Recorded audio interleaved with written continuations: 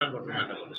যে 2.5 ঘন্টা 3 ঘন্টা বুঝানোর পরে যখন নিকো না বুঝে তখন হলো মানে আমার মাথায় একটু রাগ উঠলে পারে আমি তখন হলো একটা ঘুষি দিতে যাই হলো কাঁধে যে ওরে যদি একটা মায়ের দিয়েও যদি এখান থেকে চলে যায় ওই সংসারেও চলে যায়, কিন্তু ঘুষিটা দিবার গেলে ও আবার মুসর দেয় ভুলবশত ঘুষিটা বুকে লাগার পরে ও তখন ওই জায়গা পড়ে যায়, পড়ে গেলে পরে তখন আমি নার্ভাস হয়ে যাই, দেখি ও নড়াচড়া দেয় না।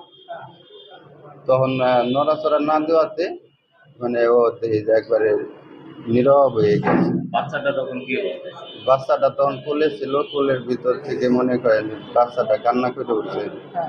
বাচ্চাটা যখন কান্না করে উঠে তখন তো মনে করেন যে আমার ভিতরে তখন আর সেন্স নাই যে আমি এখন কি করবো, ওর মা মারা গেল, এখন এই বাচ্চাটা আমি কই রাখবো, বাচ্চাটা রাখার মতো তো আর জায়গা আমার নাই।